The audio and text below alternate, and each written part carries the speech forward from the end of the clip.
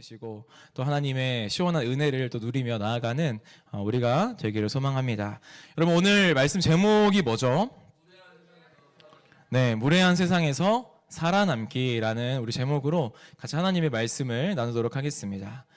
요즘 제 이제 유튜브 쇼츠에 알고리즘에 자꾸 뜨는 영상이 하나 있는데 그냥 넘기려고 해도 이제 이상하게 자꾸 멈춰서 보게 되는 것 같아요. 여러분, 혹시 은비까비의 옛날 옛적에 혹시 아세요?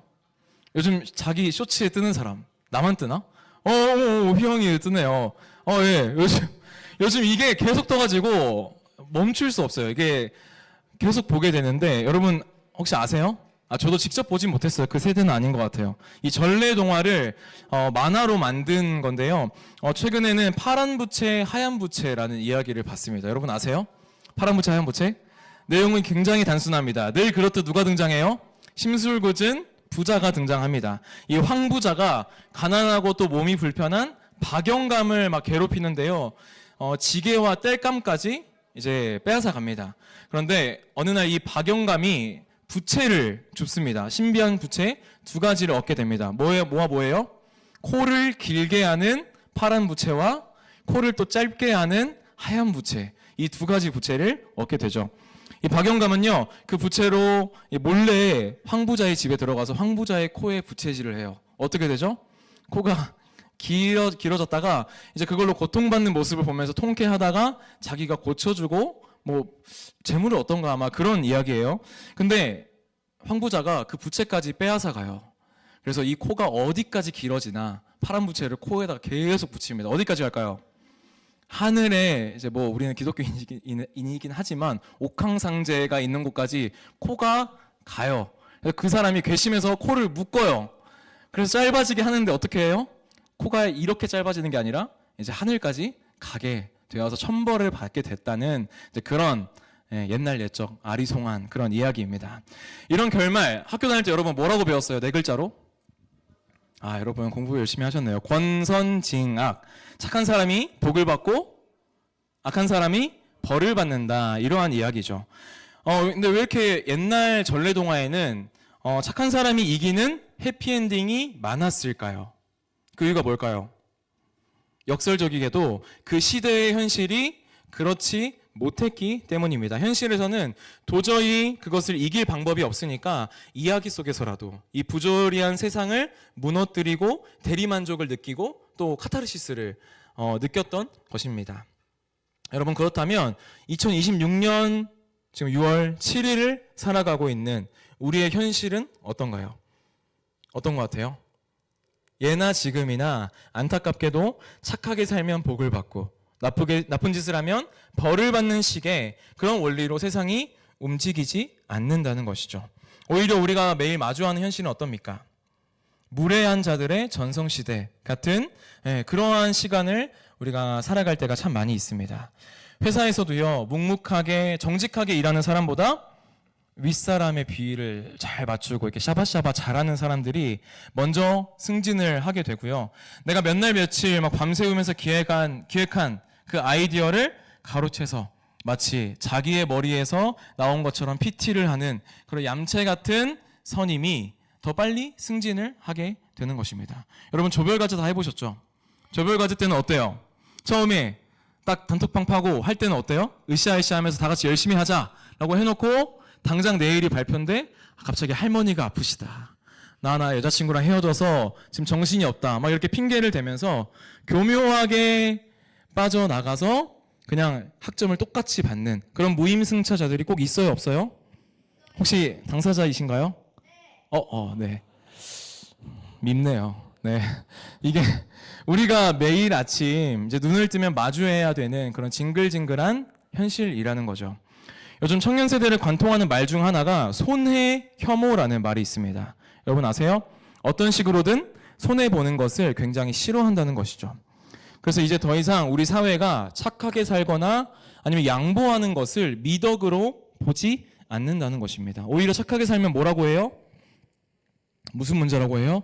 지능 문제라고 해요. 착하게 사는 건 멍청하고 무능한 것으로 여긴다라는 것입니다. 그럼 블라인드 같은 그런 직장인 커뮤니티를 보면 착하게 살면 뭐 된다? 호구된다. 착한 게 아니라 눈치 없고 뭐 멍청한 거다. 뭐 이러한 냉소적인 글들을 우리가 블라인드를 통해서 볼 수 있습니다. 여러분, 우리가 이런 세상을 살아가면서 나름대로 우리가 그리스도인답게 정직하고 정의롭게 살려고 발버둥 치고 있는데 정작 꼼수 쓰고 편법 쓰는 이 동료가 재테크도 잘해. 그래서 학자금 대출도 빨리 갚고 막 집도 사고 저 멀리 앞서 나가는 모습을 보면 우리의 마음 깊은 곳에서부터 그 상대적인 박탈감과 또 자괴감이 밀려오는 것입니다. 사랑하는 여러분, 이 무례한 세상 가운데에서 예수 믿는 우리는 도대체 어떻게 살아가야 하는 것일까요? 우리도 이제는 좀 독해져서 그렇게 살아야 되는 거 아닐까요? 세상이 무례하면 나도 무례해져야 살아남는 것이 아닐까요? 여러분, 우리가 오늘 함께 살펴보는 이 시편 37편은 누가 지은 시일까요? 시편 제일 많이 지은 사람 누구예요? 다윗입니다. 다윗. 여러분, 다윗 어떤 인생을 살았죠? 다윗 역시 청년 시절에 사울 왕에게 아무런 죄가 없음에도 불구하고 시기와 질투를 받으며 죽음의 위협을 당했고요. 10여 년을 이제 광야 동굴과 거친 바위 틈을 다니면서 도망 다녔고요. 무례한 대적들에게 온갖 수치와 모욕을 당했던 아주 서러운 청년의 시기를 보냈던 사람이 바로 다윗이었습니다. 그랬던 다윗이 인생의 산전수전을 다 겪고 난 뒤에 오늘날 세상의 부조리 앞에서 흔들리고 또 억울해하고 있는 바로 저와 여러분과 같은 이 청년들을 향해서 자신의 삶을 걸고 외치는 메시지가 바로 이 시편 37편입니다. 여러분, 그래서 오늘 이 시편 37편을 통해서 무례한 세상에서 살아남는 방법, 제가 3가지로 오늘 알려드리도록 하겠습니다. 첫 번째 뭐냐면 최고의 복수하기. 첫 번째, 최고의 복수하기. 두 번째, 내 땅 만들어버리기. 그리고 세 번째, 십자가 앞에 서기입니다. 여러분, 오늘 이 말씀을 통해서 우리 안에 쌓여있던 그 억울함과 분노가 하나님의 말씀 앞에서 아주 정직하게 다뤄지기를 소망합니다. 그리고 무례한 세상 속에서도 똑같이 나도 무례해지지 않고 하나님의 방식으로 살아남는 길을 우리가 배우는 이 시간이 되기를 주님의 이름으로 소망합니다. 그렇다면 무례한 세상에서 살아남는 첫 번째 방법은 무엇일까요? 말씀드렸는데 첫 번째 뭐예요? 짜라란 뭐라고요? 저기 밑에 너무 작게 써있긴 하지만 네. 뭐예요? 다시 읽어보겠습니다. 시작. 네, 최고의 복수를 하는 것입니다. 여러분, 우리는 일상 속에서 악하고 그런 부조리한 사람을 마주하면 어때요? 우리 안에서 본능적으로 이제 피꺼솥이라고 하죠. 피가 거꾸로 솟는 것 같은 그런 복수심과 반발심이 일어납니다. 그런데 다윗은 이 본능적인 우리의 감정에 대해서 좀 다른 권고를 하고 있는데, 여러분 시편 37편 1절과 8절 말씀 같이 한번 읽어볼까요? 시작. 불의를 행하는 자들을 시기하지 말지어다. 8절. 분을 그치고 노를 버리며 불평하지 말라. 오히려 악을 만들 뿐이라. 네. 여기서 불평하지 말라는 이 표현은요, 뭐 단순히 우리가 저 사람 왜 저래 막 투덜투덜대거나 그런 거 아니라, 그리고 뒷담화하는 정도가 아니라, 이 말은 히브리어로 이제 티트하르라는 말인데요. 이 뜻을 살펴보면 속에서 막 부글부글 끓어오르는 그런 마음이에요. 초조해서 뼈가 녹아내릴 지경이 되다라는 말이 바로 이 불평하지 말라라는 뜻입니다. 내 속에서 막 천불이 나고 화가 막 제어가 안 돼서 당장이라도 저 인간에게 똑같이 갚아주고 싶은 이 분노가 막 타오르는 상태가 바로 티트하르, 불평하다라는 뜻입니다. 그런데 하나님은 왜 우리에게 이 불타오르는 분노를 당장 멈추라고 하실까요? 우리가 왜 그래야만 하는 것일까요? 여러분, 우리 다시 8절 후반부를 보시면 그 불평이 무엇을 만들어내기 때문이래요? 오히려 악을 만들어내기 때문이라고 말합니다. 여러분, 사람은요, 분노에 휩싸이기 시작하면 내 손으로 그 무례한 인간을 심판하겠다는 명목하에 내가 그토록 혐오하던 악의 방식을 그대로 따라하기 시작합니다. 너가 나한테 소리 질렀어? 그럼 나도 다음에 더 큰 소리로 받아쳐야지. 감히 내 공을 가로채? 다음 프로젝트 때 두고 봐. 나도 똑같이 대해줄 거야. 이렇게 생각하게 되는 것이죠. 결국 어떤 일이 벌어지게 될까요? 직장에서 인격 모독을 당하고 온 직장인이 밤에 이제 치킨 배달원에게 뭘 해요? 그 화를 그 사람에게 베풀어요. 갑질하고 또 SNS나 커뮤니티에서 익명이라는 것에 뒤에 숨어서 얼굴도 모르는 그 타인을 향해서 막 악플로 난도질을 하는 잔인한 악플러가 되어 버리는 것이죠. 바로 이것이 악의 아주 전염성, 무서운 전염성입니다.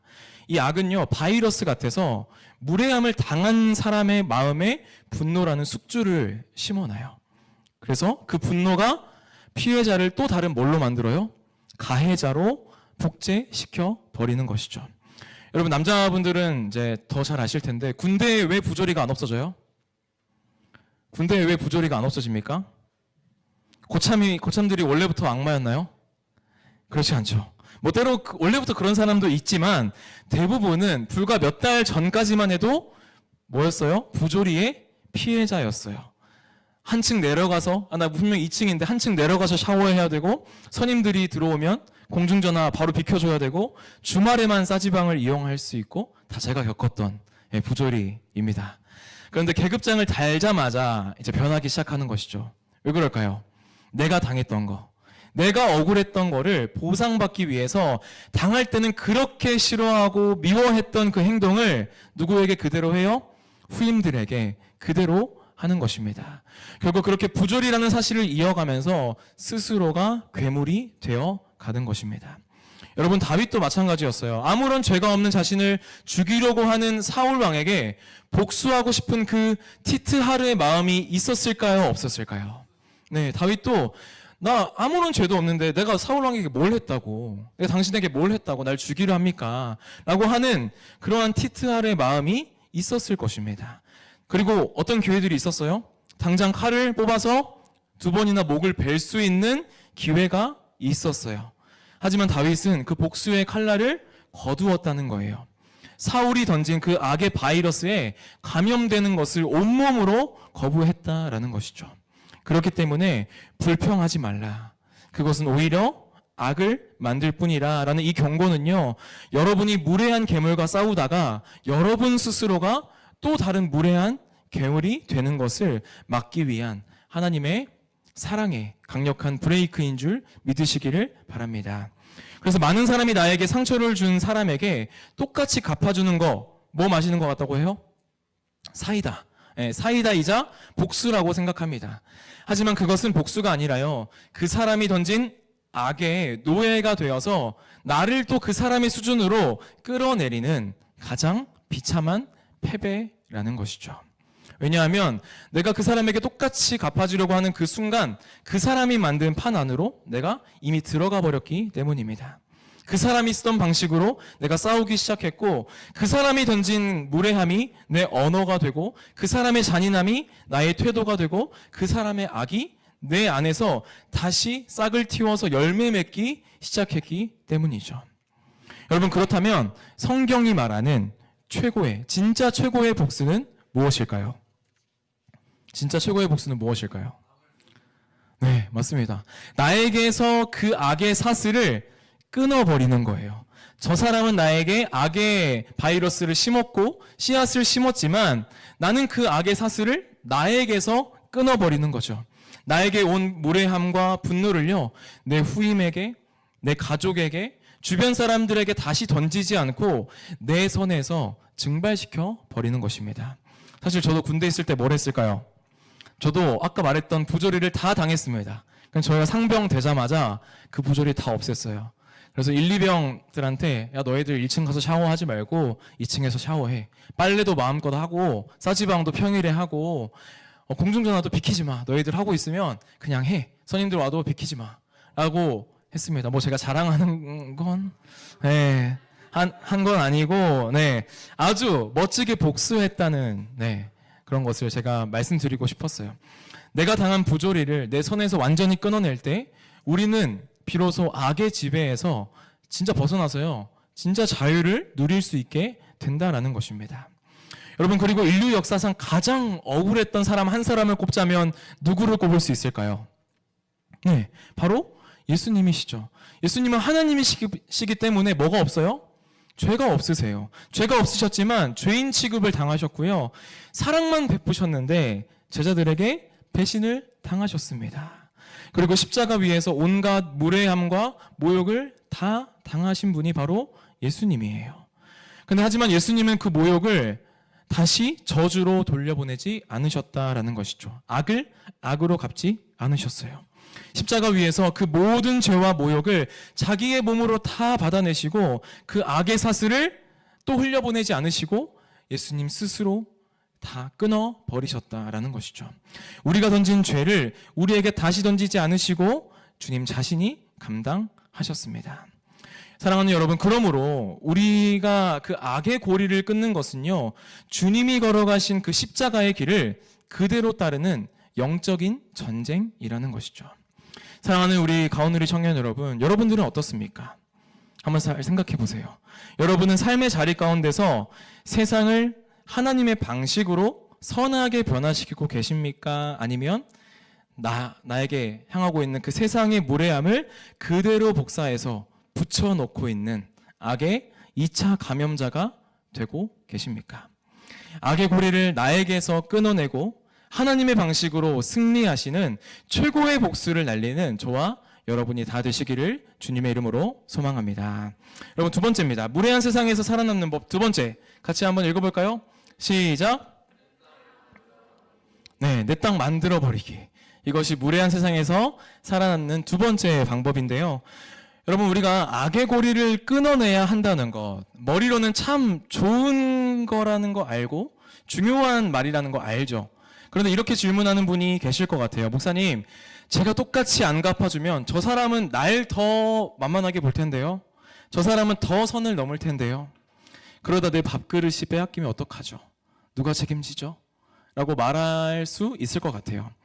여러분, 그런데 이 말이 우리가 복수의 마음을 쉽게 내려놓지 못하는 가장 솔직한 이유인 것 같습니다. 우리가 단순히 화가 나서 복수하려고 하는 게 아니라요, 복수하지 않으면 뭘 뺏길까봐? 내 밥그릇, 내 삶의 자리를 빼앗길까봐 두려운 것이죠. 누군가 나를 무시하면 내 존재 자체가 가볍게 취급당하는 것 같아서 견디기가 어렵고, 또 누군가가 내 공을 가로채면 내 미래가 통째로 침범당한 것 같아서 그래서 불안한 거예요. 그래서 우리는 가만히 있으면 안 돼. 똑같이 갚아줘야 돼. 그래야 내 자리가 지켜질 거야 라고 생각하면서 기어코 우리는 글러브를 다시 끼고 어디 올라가는 거예요? 복수의 그 경기장 위에 글러브를 끼고 다시 올라서는 것이죠. 여러분, 근데 아이러니하게도요, 우리가 분노와 복수로 내 자리를 지키려고 하는 그 순간 우리는 나 자신을 완벽하게 잃어버리게 된다라는 것입니다. 왜 그럴까요? 우리가 딱 글러브를 끼고 그 복수의 경기장에 올라가는 순간 그 내 마음의 왕좌에 그 무례한 사람이 앉아버리기 때문이죠.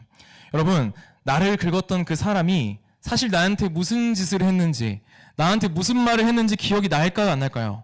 정작 그 사람은 나한테 무슨 말을 했는지, 나한테 무슨 행동을 했는지 기억도 안 날걸요? 어제도 발 뻗고 잘 주무셨을 것입니다.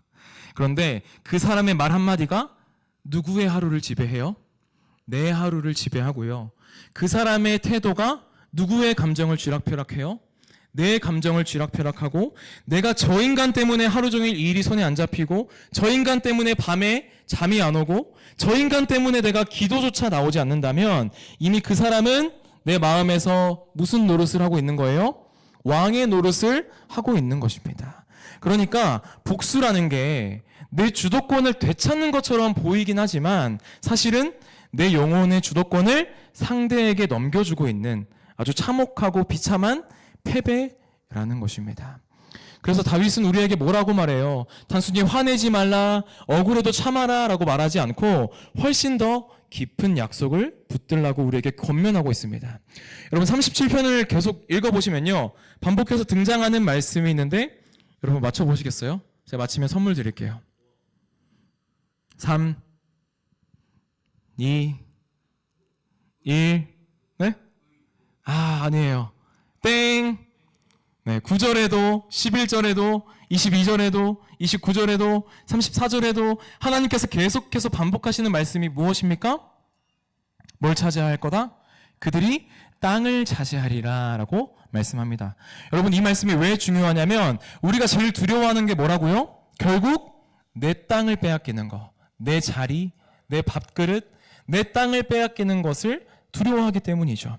내 자리, 내 권리, 내 미래, 내 평안을 빼앗길까 봐 두려워서 그 사람에게 분노하고 복수하는 우리를 향해서 하나님께서 뭐라고 말씀하시는 거예요? 사랑하는 누구야? 너가 분노로 너의 땅을 지키는 것이 아니고 복수로 너의 자리를 지키는 거 아니다. 악인의 방식에 끌려가지 않고 나를 신뢰하는 자가 진짜 땅을 차지하는 거야 라고 말씀하시는 것이죠. 여러분, 그렇다면 여기서 하나님께서 말씀하시는 그 땅은 무엇일까요? 여러분, 조금만 더 참으면, 여러분들이 악인들의 그것들을 조금만 더 참으면 강남에 그 금싸라기 땅 내가 줄게. 너희들 내가 땅을 한 100평, 200평 조금만 참으면 내가 줄게 라고 하는 기복주의일까요? 그런 거 아니겠죠. 성경이 말하는 이 땅은요, 어떤 소유의 문제가 아니라 통치의 문제예요. 악인의 방식에 끌려가지 않고 하나님의 다스림 아래 서는 사람이 결국 세상이 흔들 수 없는 그 참된 삶의 자리와 평안을 누리게 된다라는 그러한 뜻입니다. 여러분, 우리 예수님을 세상의 눈으로 보면 예수님은 인생이라는 경기에서 완벽하게 패배하시고 모든 땅을 빼앗긴 분이셨죠. 사람들은 예수님을 어떤 기대를 가지고 있었어요? 로마를 무찌르고 권력을 회복해 주실 줄 기대했지만 예수님은 칼 대신 십자가를 지셨고 철저하게 모욕당하셨고 조롱당하셨고 침뱉음 당하셨고 모든 것을 다 빼앗긴 채 십자가에 발가벗겨져 못 박히셨다라는 것이죠. 그런데 성경은 오히려 그 십자가가 뭐라고 선언합니까? 완벽한 승리였다고 선언합니다. 왜 그럴까요? 예수님께서는 사탄이 다 짜놓은 판, 내가 십자가 예수를 못 박으면 이길 거야, 우리가 이기는 거야 라고 했던 분노와 보복의 방식을 완전히 거부하셨기 때문입니다. 사탄은 십자가 앞에서 계속해서 예수님을 도발했죠. 힘으로 너의 가치를 증명해라. 너가 하나님의 아들이면 내려와 봐라. 그 능력으로 내려와 봐라. 라고 계속 도발했습니다. 하지만 예수님은 그 분노와 보복의 방식으로 그분의 왕되심을 증명하지 않으셨고요. 오히려 그 자신을 조롱하는 자들을 위해서 끝까지 기도하시며 끝까지 사랑하셨다라는 것이죠. 바로 거기서 진짜 왕의 통치가 드러나는 것입니다. 여러분, 세상은 왕권을 뭐라고 할까요? 힘으로 찍어 누르는 것, 힘으로 내 마음대로 하는 것을 왕권이라고 말하지만 예수님은 원수를 구원하시기 위해서 모욕을 삼키고 생명을 내어주는 전혀 다른 차원의 왕권을 보여주셨습니다. 그래서 십자가는 폭력의 방식이 아니라 끝까지 사랑하시는 예수 그리스도가 진짜 이 세상의 주인임을 이 세상에 선언하신 사건이라는 것이죠. 여러분, 이 스포츠 경기를 보면 홈 어드밴티지라는 말 들어보셨어요? 들어보셨죠? 홈 어드밴티지, 아니면 홈그라운드의 이점이라는 말이 있습니다. 아무리 강한 팀도요, 원정 경기에 가면 뭐 적대적인 그런 야유와 또 낯선 환경 때문에 흔들릴 수밖에 없다는 것이죠. 그리고 반대로 약한 팀도 자기 홈구장에서는 익숙한 잔디, 그리고 우리 팀을 응원하는 많은 이제 응원단의 팬들의 응원 덕분에 낼 수 없는 것들을 막 내고 힘을 내기 시작합니다. 여러분, 우리나라가 2002년 월드컵을 안 보신 분이 계시더라고요. 네, 2002년에 우리 몇 강까지 올라갔죠? 네, 4강까지 올라갈 수 있었던 이유가 뭐 우리 선수단도 너무 잘했고 히딩크라는 명장이 있었기 때문이기도 하지만 어디에서 열렸기 때문이기도 해요. 네, 대한민국에서 월드컵이 열렸기 때문에 홈 어드밴티지, 홈 그라운드의 이점이 우리에게 있었기 때문에 4강에 올라갈 수 있었던 큰 이유가 되기도 했습니다. 여러분, 제가 또 사실 쓱팬은 아니지만 여러분들을 위해서 어제 이제 쓱을 좀 찾아봤어요. 홈 경기 승률이요 5할 중반대가 된대요. 근데 반대로 원정 경기 승률은 4할대 중반대로 확실히 어디의 승률이 더 높아요? 홈 경기의 승률이 더 높다는 것을 제가 억지로 찾아봤습니다. 네, 저는 기아 팬이거든요. 네, 여러분, 나를 무시하는 상사, 나를 이용해 먹는 그 동료, 무임승차하는 그 조원들 사이에 서면요, 우리는 마치 외롭고 불리한 원정 경기를 치르는 것 같은 거예요. 그때 내가 똑같이 분노하고 똑같이 비꼬고 똑같이 되갚으면 어떻게 될까요? 사탄이 가장 축구를 잘하는 경기장, 즉 그 분노와 복수라는 사탄의 홈구장에 네 발로 걸어 들어가는 것이죠. 그 경기장에서는 상대를 어떻게든 이겨도요, 내 영혼이 피폐해지는 거예요. 이긴 것 같은데 사실은 처참하게 패배한 것이죠. 하지만 그 순간 십자가를 우리가 붙들고 내 마음의 중심에서 이렇게 고백하면 판이 바뀌게 됩니다. 주님, 이 자리는요, 저 사람이 만든 판이 아닙니다. 이것도 주님이 다스리시는 주님의 땅인 줄 믿습니다. 내 마음도 내 자존심도 내 것 아니라 주님의 것입니다. 이 자리에서 분노가 아니라 주님이 저의 왕이 되어주십시오 라고 고백하면 우리의 판이 바뀌기 시작하는 것이죠. 여러분, 이렇게 기도한다고 해서 당장 상황이 즉시 바뀌지 않을 수도 있어요. 무례한 저 사람이 갑자기 천사처럼 변하지 않을 확률이 더 큽니다.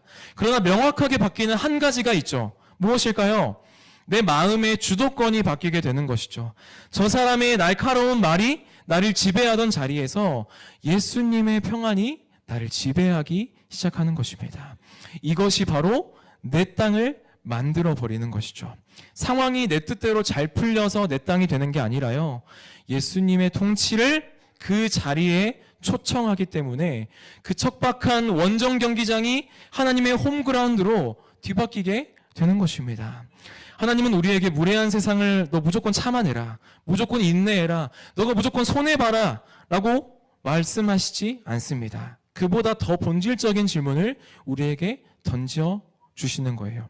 너의 삶의 진짜 주인이 누구니? 누구야? 너 삶의 진짜 주인이 누구야? 가장 깊은 영적인 현실을 보라고 말씀하시는 것입니다. 여러분, 내 자존심을 내가 지켜야 한다고 생각하면요, 우리는 평생 분노의 종으로 살 수밖에 없습니다. 내 손해를 내가 반드시 되갚아야 한다고 생각하면요, 평생 우리는 복수의 종으로 살 수밖에 없는 것이죠. 하지만 예수님이 우리의 인생 가운데 진정한 왕이심을 우리가 믿으면요, 우리는 더 이상 상대의 무례함에 내 영혼의 주도권을 넘겨주지 않아도 되는 인생이 시작되는 줄 믿습니다. 사랑하는 여러분, 여러분의 그 평안의 땅이에요, 평안의 땅을 세상에 쉽게 내어주지 않으셨으면 좋겠어요. 누군가의 말 한마디에 내 소중한 하루의 전체를 넘겨주지 마시기를 소망합니다. 당하면 갚는 것이고 무시당하면 밟아버리는 것이 세상의 이치라고 하지만, 예수 믿는 사람이 똑같이 갚을 수 있는 힘이 있어도 갚지 않을 때 그것이 우리가 비겁해서가 아니라 나의 인생의 왕 되신 예수님의 다스림을 믿기 때문에 그것을 믿고 묵묵히 그 자리에 서 있을 때 그 무례한 현장 한복판에 누구의 나라가 들어오게 되는 것입니까? 주님의 나라, 하나님의 나라가 그 땅 가운데 들어오게 될 줄 믿습니다. 하나님이 여러분을 그 숨막히는 일터와 학교와 관계 가운데 보내신 이유가 바로 그것이에요. 분노를 쏟아내는 그 무례한 세상 가운데 너는 하나님이 다스리시는 하나님의 나라가 되어서 너는 하나님의 나라를 그 자리 가운데 세워가라 라고 하는 것이 하나님께서 우리를 그 자리에 보내신 이유라는 것이죠. 사랑하는 여러분, 저와 여러분이 받는 그 모든 삶의 자리가 하나님의 나라, 하나님의 승리하시는 홈그라운드가 되기를 주님의 이름으로 축원합니다. 여러분, 그럼 오늘 말씀을 제가 이렇게 준비하면서 사실은 제 마음 한편도 사실 좀 괴로웠어요. 머리로는 악을 악으로 갚지 말아야지, 내가 있는 곳을 하나님의 통치가 임하시는 땅으로 내가 만들어야지 라고 이렇게 다짐하는데, 또 마음 한구석에는 자꾸 하나님 제가 알겠는데, 하나님 알겠는데 도대체 그거 어떻게 할 수 있죠? 제가 여러 번 해보려고 했거든요. 근데 잘 안 되더라고요. 하나님 그거 제가 어떻게 할 수 있죠? 라는 질문이 계속 떠오르는 거예요. 그리고 솔직히 고백하자면 제가 이 말씀을 좀 묵상하는 내내 제 머릿속에 누가 떠올랐을까요? 저를 이유 없이 무례하게 대했던 사람들, 제 진심을 짓밟았던 사람들, 뒤에서 저를 그냥 이유 없이 깎아내렸던 사람들이 그 얼굴들이 막 필름처럼 지나가면서 제 마음이 막 지치고 막 낙심이 되더라고요. 아마 오늘 말씀을 듣는 이 자리에 계신 우리 청년분들도 비슷하지 않았을까라는 생각이 듭니다. 여기까지 말씀을 들으시면서 혹시 머릿속으로 누군가의 얼굴이 좀 스쳐 지나가지 않으셨습니까? 나를 힘들게 했던 팀장님, 내 공을 가로챈 그 선배, 아니면 조별과제에 끝까지 무임승차했던 친구, 아무 이유 없이 나를 무례하게 대했던 그 수많은 말과 행동들, 그것들이 떠오르지 않으셨어요? 여러분, 그런데 우리가 조심해야 할 것이 바로 이것이죠. 하나님의 말씀이 나를 비추는 거울이 아니라 자꾸 그 사람이 들어야 되는데, 그 팀장이 오늘 말씀 들었어야 되는데, 그 친구가 오늘 왜 하필 오늘 안 온 거야, 그 애가 들었어야 되는데 라고 하면서 하나님의 말씀을 나를 비추는 거울이 아니라 누군가를 찌르는 칼로 써버린다는 사실입니다. 하지만 여러분, 복음은요 바로 그 순간 우리를 멈춰 세웁니다. 그리고 아주 불편한 질문 앞에 우리를 직면하게 만드는 것이죠. 과연 너는 완전하고 깨끗한 피해자이기만 했니? 너는 단 한 번도 인생을 살아가면서 누군가에게 무례한 적이 없었니? 누군가의 삶에 상처를 남긴 적이 정말 한 번도 없었니? 라고 복음은 우리에게 이렇게 물어보는 것입니다. 우리는 세상의 그 무례함을 그토록 비판하고 막 욕하지만요, 정작 우리 자신도 얼마나 자주 누군가에게 무례한지 말하지 않아도, 제가 여러분에게 말하지 않아도 여러분 자기 스스로가 더 잘 아실걸요. 직장에서 억울한 일을 당했다는 이유로 집에 돌아와서 누구한테 막 쏟아내요. 그 감정을 가족들에게 막 날카로운 말과 행동으로 막 쏟아내고, 내 기준에 맞지 않는 동료를 막 단톡방이나 이제 뒤에서 대놓고도 안 까요. 이거 까는 건가? 약간 뒷담인가? 은근히 깎아내리는 거죠. 살짝 칭찬하면서 여러분 알죠? 저만 그런 거 아니죠? 네. 내가 당하면 엄청난 불이고, 내가 하면 그날 너무 힘들어서 그랬다 라고 하면서 우리 눈에는 안대를 쓰는 거예요. 남의 죄에는요 현미경을 갖다 대면서 내 죄는 금방 잊어버리는 것이 우리의 본능인 것 같습니다. 그리고 이것이 우리 안에 있는 죄의 실체인 것이죠. 결국 우리에게는 다른 사람을 심판할 판사의 자격이 있을까요? 없을까요? 없어요. 왜냐하면 우리 역시 판사석에 있어야 되는 사람이 아니고 똑같이 그 사람과 함께 피고인석에 있어야 될 똑같은 죄인이기 때문입니다. 여러분, 그리고 인류 역사상 가장 완벽한 온유의 완전한 모델이 딱 한 분 계신데 바로 그분도 바로 예수 그리스도이십니다.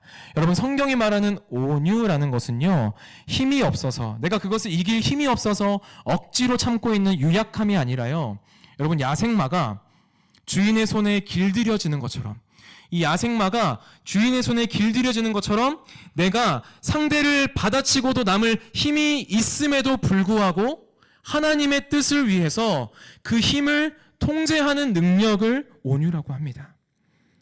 그래서 주님은 자신이 직접 빚으신 피조물들에게 침뱉음 당하시고 채찍질 당하시고 아주 무례한 조롱과 채찍질을 당하셨음에도 불구하고, 그리고 그분께 어떤 능력이 있어요? 당장이라도 하늘의 천사, 군대를 다 불러서 그 무례한 인간들을 한꺼번에 쓸어버릴 능력이 있음에도 불구하고 주님은 그 압도 있는 그 힘을 하나님의 구원 계획 아래에 철저히 통제하시는 온유의 하나님이셨다라는 것입니다. 그리고 거기에서 끝나지 않으시고 도살장에 끌려가는 어린 양처럼 아주 잠잠히 그 모든 모욕과 억울함을 다 참아내시는 진짜 온유의 본을 보여주신 것입니다. 예수님은 악인들을 공의로 심판하실 때까지 그저 그냥 참으시는 수준을 완전히 넘으셔서 우리를 너무나 사랑하셨기 때문에 그 십자가의 공의의 심판을 대신 받으셨다라는 것이죠.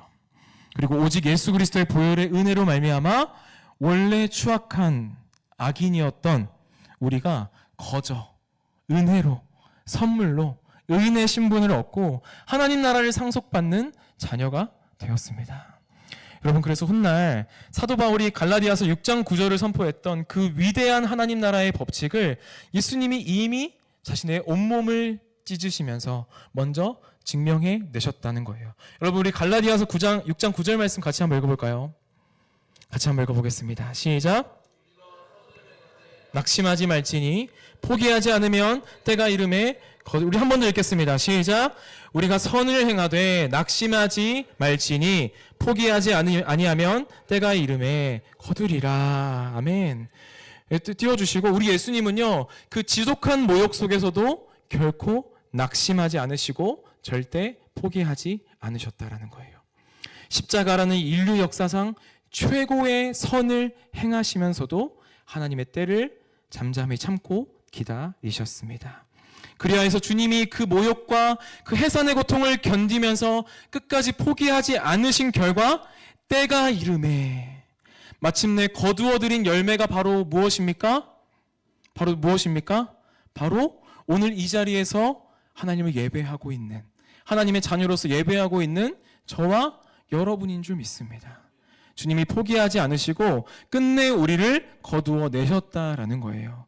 이것이 우리가 무례한 세상 속에서 다시 선을 행할 수 있는 궁극적인 힘의 원천이자 승리의 비밀인 줄 믿습니다. 사랑하는 여러분, 여러분의 마음이 원래 넓어서, 내가 원래 대인배라서 참는 것이 아닙니다. 우리가 삶의 현장에서 선을 행하다가 낙심할 때, 내가 왜 이렇게 바보 같은 짓을 하고 있나, 이런 회의감이 몰려올 때 여러분들의 눈을 들어서 십자가를 바라보시면 좋겠어요. 나라는 열매를 거두시기 위해서, 주님을 향해서 칼날을 겨누던 그 무례한 나를 얻어내시기 위해 그 십자가에서 단 한순간도 낙심하거나 포기하지 않으시고 하나님의 때를 묵묵히 기다리셨던 그 예수 그리스도의 선명한 핏방울이 그곳에 있는 줄 믿습니다. 그리고 그 주님의 시선이 지금 무례한 세상에서 여러분, 우리가 열심히 살아가다가 상처받고 지쳐있는 여러분들을 향해 있다라는 것이죠. 그리고 이렇게 말씀하십니다. 사랑하는 누구야, 내가 너를 포기하지 않고 끝까지 거두었던 것처럼 너가 이제 내일의 삶에 또 살아가게 될 텐데 그 삶의 현장에서 눈물로 뿌리는 그 작은 선행, 그 작은 온유도 내가 반드시 때가 이름에 거두게 할 것이야. 내가 너를 붙들고 있으니 또 다시 선을 행하렴 이라고 말씀하실 것입니다. 이 압도적인 은혜에 우리가 완전히 장악당할 때 내 안에 분노를 다스리는 진짜 온유의 능력이 우리 가운데 임할 줄 믿습니다. 우리는 내일 아침 나를 무례하게 대하는 세상을 향해서 다시 선을 심을 수 있는 거룩한 능력을 얻게 될 줄 믿습니다. 여러분, 말씀을 이제 마치려고 하는데 우리 찬양팀 나와주시고요. 사랑하는 우리 청년 여러분, 내일도 이제 다시 어떻게 해요? 여러분들의 삶의 현장으로 가시겠죠. 회사를 가실 거고 학교를 가실 거고 또 우리의 아주 일상적인 삶의 현장 가운데 우리가 보내지게 될 것입니다. 또 그곳에서 누구를 마주할까요? 무례한 세상과 무례한 사람들을 여전히 마주하게 될 것입니다. 아멘. 네. 그러면 우리 안에 또 분노가 올라오고 또 똑같이 갚아주고 싶은 마음이 올라오게 될 거예요. 여러분, 그때 십자가를 바라보는 은혜가 있기를 주님의 이름으로 소망합니다.